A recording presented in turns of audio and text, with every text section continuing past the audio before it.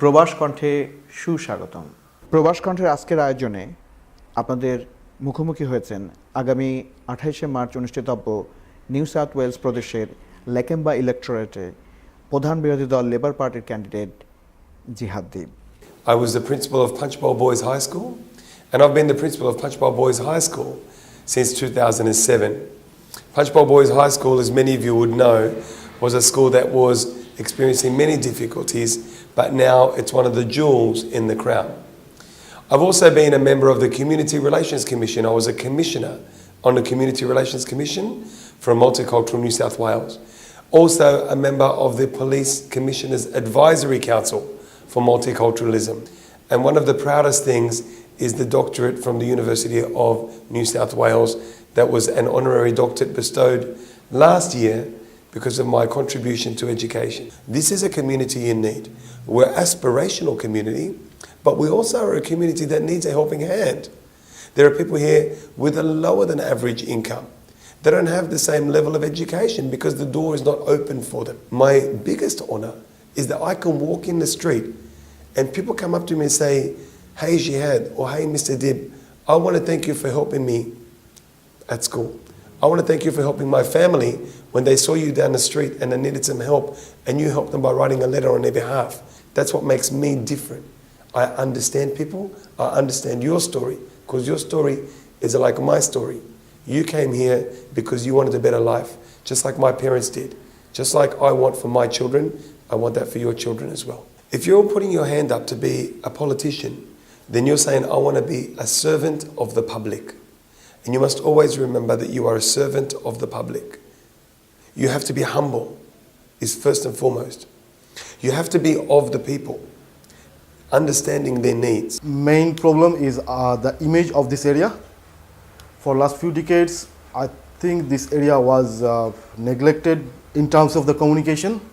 I think the problems we're having around this area, first, there is no police station around the area. Secondly, if we can say the rich areas, are being looked after. So the area here, it's sort of like left behind, or it needs more attention from the politicians. It's important that we all can feel that we've got a sense of safety and a sense of belonging in our community. And I've become aware that there are some parts of our community where people don't feel like they're getting the same sense of safety and the same sense of security. And a couple of nights ago, I came here when Bangladesh was playing England and I wanted to watch what was happening. And I've got to say, what a fantastic effort to make the quarterfinals. But I also wanted to make sure that I was here of an evening because I wanted to see for myself some of the things that I'd heard. And I'd heard that there were some issues in terms of safety, in terms of disorder. I will be able to bring people together. Part of that is bringing in the council, bringing in the local police, the local community members, the business holders, and finding out how do we make a solution. What's the solution to the problem? Firstly, what's the root cause and how do we fix it? I want business owners to feel that they are safe, to feel that they are being protected, to feel that they are valued.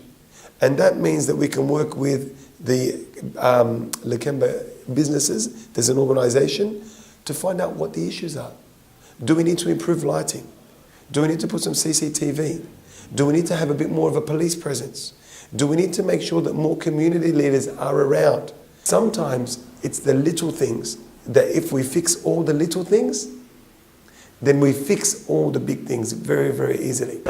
Lakemba has been safe seat for Labour, and it will continue for a while. Some people may say it's a safe seat, take it for granted. I don't take anything for granted. Not because I don't believe you should, but I think it's disrespect to the community if you take it for granted. If I'm not out there working and sweating and introducing myself and talking and saying what I stand for, then how can I ask people to vote for me? Can I ask people to vote for me just because of my culture, because of my religion? No. There are 150 different cultures and religions, different cultural groups in our community. I'm asking people to vote for me because I am the candidate that will best stand up for this community.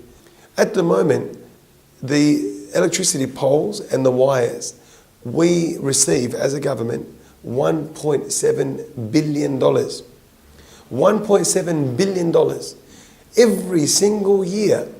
That's money that we put into schools, that we put into hospitals, that we put into roads, that we put into all the services. Mike Baird's government is looking to privatise the electricity, to sell the poles and to sell the wires.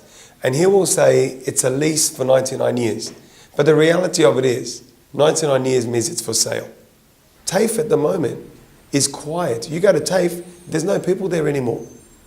Because what they're doing is they've cut the money to TAFE. It's all about cut, cut, cut. And then they'll say, we're going to sell the electricity. So where are they going to get the money to pay for the schools? Where are they going to get the money to pay for the hospitals? There's only one way, and that's in tax. People might question the fact that I've been a high school principal, and how does that translate to electorate? Running a school is one of the most complex jobs in the world. The reason being, every single one of those students is different. Every one of those families is different.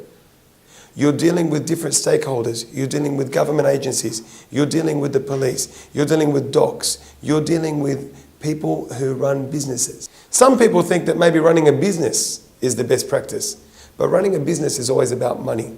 Running a school, it's about people. It's about communities. My dream is to see not one closed door in the face of anybody who wants to walk through a door, who wants to better themselves, who wants to build a better community, and who wants to believe in a brighter future for all of us. The reason I'm asking you to vote for me is because I am confident, and I know, and I promise you that I will do every single thing that I can to best represent you, because you are like me. Your story is my story. I know where you come from. I know what you believe in. I know what your dreams are. I know what your aspirations are. I know what your hopes are, because they are the same as mine. And I believe we've got a great future for this electorate with me as your Member of Parliament. Definitely Labour. This interview was sponsored by Muhammad Abidin, your rentals and sales expert.